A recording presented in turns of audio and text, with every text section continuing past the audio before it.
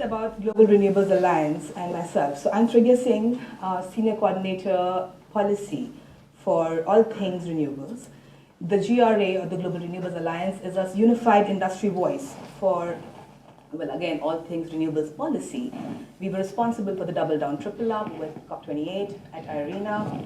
And then this year we're working with COP28, COP29, and COP30 presidencies to drive in the message for decarbonization.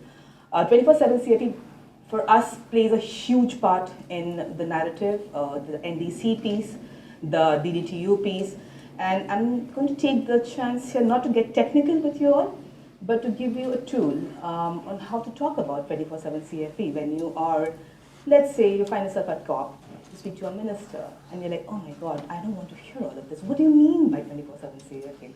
It's so complicated. Why is it so expensive? Well, a lot of these are myths, as we know, and I'm sure my esteemed other panelists would like talk about more on the technical side of it. Let me get to the policy bit of it. So, I joined GRA at CEN, the Clean Energy Ministerial, and the first event that I went to was on 24/7 CFE. We had about 20 ministers in the room, and the first question I was asked was, at the end was, this is great, it sounds very futuristic, it sounds very technical, it sounds very grand. What's my cost to my company, or what's the cost to my people? How do I sell it to my people? They're not asking for it. So how do we make sure they ask for it? These are some very simplistic problems. When you move from region to region, so I'm not talking about the US right now, I'm not talking about Europe, the mature markets right now, I'm talking about Asia Pacific, or the Latin America and Africa region, the ENDEs, like we call them, and how we are trying to decarbonize that. Is 24/7 CFE the holy grail of solutions? We like to think so. And there is enough, I think, data and so much out there. But then, are we really pitching it the right way? Are we saying, how do we remedy this? How do we power all our work with clean energy in the first place, instead of trying to solve for it in the end, or backtrack, which is actually expensive? So with that, we believe collaboration is the key to that, and we'll show you how we're doing that. This is not really an end goal. 24/7 CFE is not something you do overnight. It's not something you can start right now. You can start on it, but it doesn't happen overnight. It takes time. It's basically a journey, and there are pathways to that. Quick points, there's a lot of text on that, and I'm happy to share this with you all later. But what we believe, and we have come together with RE100 group, climate group, on this, with Eurelectric, EnergyTag, so many brilliant minds in the room, to come up with what the messaging should be. So we are saying greater local impact by contributing to cleaner air and supporting local jobs. So when you're talking to somebody in your council, this is what you say. Strategic readiness through collective action is what you say to corporates. Enhanced energy reliability through advances in clean generation and storage to basically everybody, and increased trust through transparent, accountable, clean energy use. So when you're trying to, I would say, connect this with the larger ESG or the markets topic, you can use a lot of these levers in your conversation. It's more than a solution, it's a powerful catalyst for change, and it is eventual. It's an eventuality. It's not about if, it's about a matter of when. I will not read out the whole thing, but essentially it covers the values for society and business.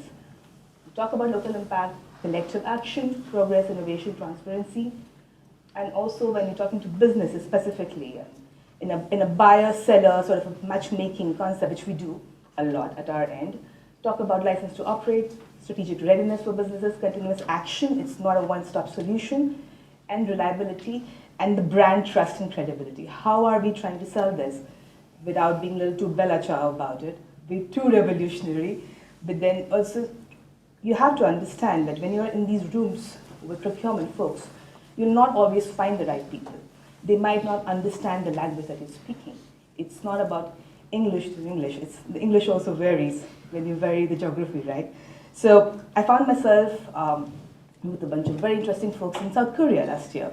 And when we talked about 24/7 carbon-free energy, we had about 70 plus buyers and suppliers interested to come in the room, sit and do B2B matchmaking, because that is practical. Doing business is practical.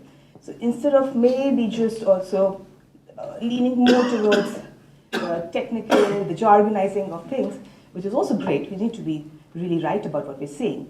We also need to make sure we're creating opportunities and touch points for buyers and suppliers and policymakers to be educated and have time to learn from each other. And we find that very useful. Okay, for those who are just getting started on the journey, I mean, you can come to us, the Global Renewables Alliance. We're basically a non-profit. We do a lot of convenings. You'll find us at COP, New York Climate Week, Clean Energy Ministerial, Berlin Energy Transition Dialogue, so on and so forth. But there are also other providers. So basically, let's say you can look at an EnergyTag or a Plexida or a Level 10 Energy if you want to calculate your 24/7 CFE score. If you want to join the larger community, there is the UN SE for All's 24/7 CFE Compact, which has about 175 members so far. Those are countries, governments, smaller cities, councils, NGOs, civil society folks, businesses, so on and so forth. You also have the Eurelectric 24/7 CFE Hub, which is Europe-based, and you have EnergyTag.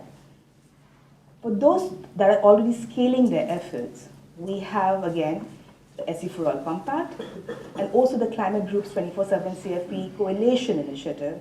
We also have Rachel in the room, who I'm going to call on now to talk about the initiative so that you actually have a go-to place, a call to action on how to do that. Rachel. Thank you very much. Yeah, I can give a little bit more colour to the 24/7 Carbon Free Coalition. It is the Climate Group's newest initiative, which is supporting corporates on their journey towards 24/7 CFE, much like the RE100 campaign, if that's something that you're familiar with. And we've been in a bit of a pilot phase at the moment over the past few months, working very closely with 6 corporate founding partners, developing what the commitments look like, the programme of works afterwards, also developing the technical criteria that underpins it all. And we have finalised some of that. We're just finishing off on the technical criteria, and that will be published next month. And we'll be launching the full coalition in June as well. So I'll probably leave it there for now, but someone said drinks and I saw cake, so I'll be around afterwards. So come and grab me for a chat for more. Thank you, Rachel. We also did a small piece of research on Asia Pacific in 2024 in November with Bloomberg. And these are the policy recommendations that you see on your screen. A lot of it has already been covered, but I can still talk about it quickly. So the first ask we have is improve electricity data transparency and access. And you know, and I hope you know who to go to for that. Second is enable early renewable energy certificates. And this is really specific to the Asia Pacific markets. We looked at India, Japan, China, Vietnam, Thailand, and a couple of other countries for this example. The third is enable a wide menu of high-impact, cost-effective procurement options for corporations. The fourth is evolving auction design to accelerate deployment of mature renewable and energy storage technologies. Sixth is reform grid planning, which is one of the key policy pillars for GRA since we began. And of course, supporting direct investment, because you cannot move a single inch without money. What does that mean in the context of 3x renewables? If you're wondering how all of this connects to tripling, it is on your screen. I think I'm going to leave you with the last bit, because everything else has been talked about and will be talked about later on. Electrify and flexify key demand sources, transport, buildings, electrolyzers, and data centers. And that's what we are here for, the tech conversation. But it is not only the responsibility of the tech giants to lead on this. It's all of us together. So thank you so much.